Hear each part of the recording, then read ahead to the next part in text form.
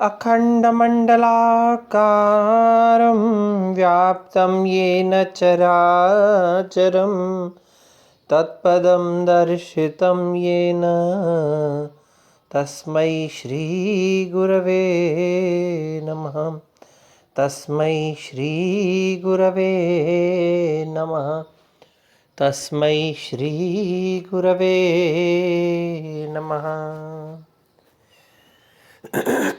प्रिय विद्यार्थियों, हम रामायण के बालकांड के प्रथम सर्ग का अध्ययन कर रहे थे, जिसमें हमने पढ़ा कि महर्षि वाल्मीकि के पास मुनियों में श्रेष्ठ नारद मुनि आते हैं और वाल्मीकि जी नारद मुनि से प्रश्न करते हैं, कौन वस्मिन् साम्प्रतं लोके कुर्वान् कश्च वीर्यवान् धर्मज्ञश्च कृतज्ञश्च सत्यवाक्यो दृढ़व्रत।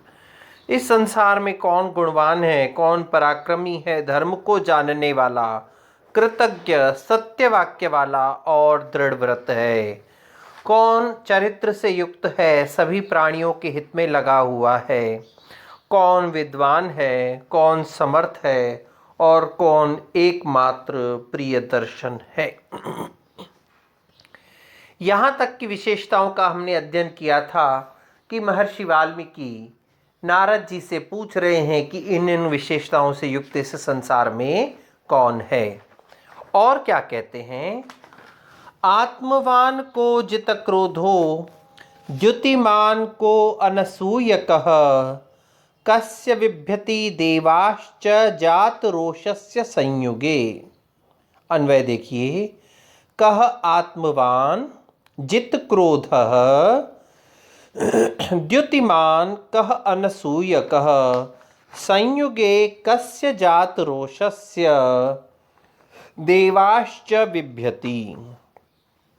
अगला प्रश्न क्या कर रहे हैं, कह कौन है ऐसा आत्मवान जिसने अपने आप पर, अपने अंतःकरण पर वश प्राप्त कर लिया हो, वश कर लिया हो, जिसकी आत्मा, जिसका अंतःकरण उसके ही पास में हो, उसकी चाबी किसी और के पास नहीं होनी चाहिए। आत्मवान मतु प्रत्यय है यहाँ पर, यानी जो अपने आत्म से युक्त है। आत्मा यस्य अस्ति इति सः आत्मवान, जिसकी आत्मा उसके ही नियंत्रण में हो। को जित क्रोध, जित क्रोध, जितः क्रोध येन सह, जिसने अपने क्रोध को जीत लिया हो, ऐसा कौन है। द्युतिमान, जो द्युति अर्थात चमक से शारीरिक और चारित्रिक कांति से युक्त हो। द्युति प्लस मतुप तद्दस्यास्मिनिति मतुप, वह इसका है, वह इसमें है, उस संदर्भ में मतुप का प्रयोग होता है। तो यानी जिसके अंदर द्युति, कांति, चमक विद्यमान है। अनसूयकः, जो असूया नहीं करने वाला है। असूया क्या है, गुणेषु दोषाविष्करणम असूया, गुणों में भी दोष ढूंढ लेना असूया कहलाती है। अब आप कहेंगे, हाँ गुणों में कैसे दोष ढूंढा जाएगा। हाँ होता है।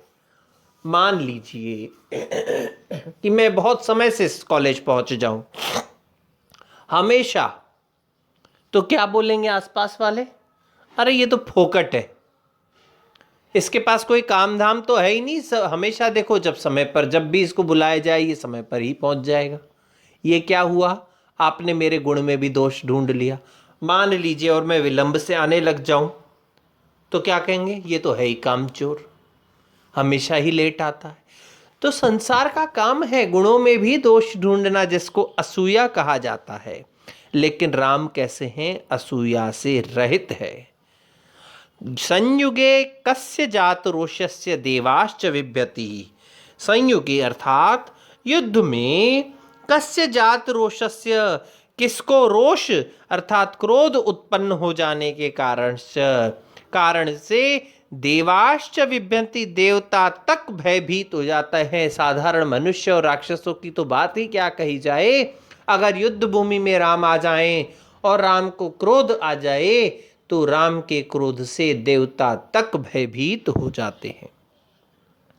कह आत्मवान, कौन आत्मवान है, कौन क्रोध को जीत लिया है, कौन शारीरिक कांति से युक्त है और अनसूया से युक्त है, असूया नहीं करने वाला है, और युद्ध भूमि में भी जिसके क्रोधित हो जाने पर देवता लोग भी भयभीत हो जाते हैं। फिर क्या पूछते हैं? एतदिच्छामि अहम श्रोतुम परम कौतूहलम हिमे वहर्षे त्वं समर्थो असि ज्ञातुम एवं विधम नरम। हे महर्षि, अब इसका अन्वय देखिए। एतत् श्रोतुम अहम इच्छामि, में ही परम कौतूहलम महर्षे त्वं एवं विधम नरम ज्ञातुम समर्थ असि। एतत् श्रोतुम इच्छामि, ये सब मैं आपसे सुनना चाहता हूँ। क्या सब सुनना चाहता हूँ? कि मैंने इतनी सारे जो गुण आपको बताए, इतनी सारी जो विशेषताएं बताई हैं, इन गुणों से विशेषताओं से युक्त इस संसार में कौन मनुष्य ऐसा है, यह मैं सुनना चाहता हूँ। मैं ही परम कौतूहलम, यह मेरा परम कुतूहल है, कुतूहल का विषय है। अत्यधिक रूप से मेरे अंदर यह उत्सुकता है, जिज्ञासा है। हे महर्षि, त्वम एवं विधम नरम जातुम समर्थ असि, तुम इस प्रकार के मनुष्य को जानने में समर्थ हो। केवल तुम समर्थ हो, कोई और समर्थ नहीं है। क्यों? क्योंकि तुम महर्षि, त्वम त्रिलोकज्ञ, तीनों लोकों को जानने वाले। अब तीनों लोकों को क्यों जानने वाले हैं? नारद ऋषि एकमात्र ऋषि ऐसे हैं कि जिनकी तीनों लोकों में गति है, इसीलिए वो ही इन तीनों लोकों में भ्रमण करने वाले हैं। तो उन्हीं के ही पास यह जानकारी होगी कि इस प्रकार का व्यक्ति इस संसार में कौन है। उसके पश्चात क्या कहा? श्रुत्वा च एतत् त्रिलोकज्ञो वाल्मीके नारदो वचः श्रूयतामिति चामन्त्र्य प्रहृष्टो वाक्यम अब्रवीत। अन्वय देखिए। एतच्च वाल्मीके वचः श्रुत्वा त्रिलोकज्ञः नारदः अमन्त्र्य श्रूयताम इति प्रहृष्टः वाक्यम अब्रवीत। इस प्रकार से एतत् श्रुत्वा वाल्मीकेः वचः, इस प्रकार से वाल्मीकि के वचनों को सुन करके त्रिलोकज्ञ, तीनों लोकों को जानने वाले। अब जानेंगे कब? जब वहाँ जाते होंगे। तो मैंने अभी पिछले श्लोक में आपसे वर्णन किया था कि महर्षि वाल्मीकि एकमात्र ऐसे ऋषि हैं, देवर्षि हैं कि जो तीनों लोकों में घूमते हैं, जिनकी गति सर्वत्र विद्यमान है। तो वो घूमते रहते हैं, इसीलिए वो जानते भी हैं। तो तीनों लोकों को जानने वाले नारद जी ने अमंत्र्य, ध्यान करके, ध्यान लगा करके कहा। क्या कहा? श्रूयताम, प्रसन्न होकर के कहा कि अब आप सुनिए। और उन्होंने बोलना प्रारंभ किया। क्या बोलते हैं? बहवो दुर्लभाश्च ये त्वया कीर्तिता गुणा मुने वक्ष्यामि अहम बुद्ध्वा तैरुक्तः श्रूयताम नरः।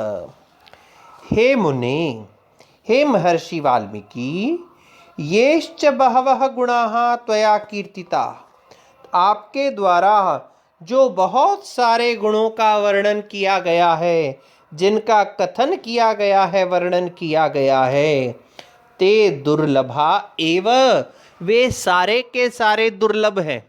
अरे भाई, एक एक व्यक्ति में एक एक गुण मिलना दुर्लभ है। आपने तो इतने सारे गुणों से युक्त एक व्यक्ति की बात कर दी कि एक व्यक्ति में इतने सारे गुण मिल जाएं, तो दुर्लभ हैं। फिर भी अहम तैः युक्तः नरः, उन्हीं से युक्त नरः, मनुष्य के विषय में बुद्ध्वा, जान करके, समझ करके, पहचान करके, वक्ष्यामि, मैं आपको कहूँगा, श्रूयताम, आप सुनिए। आपने जिन गुणों का वर्णन किया है, ये सारे एक मनुष्य में मिलना दुर्लभ है।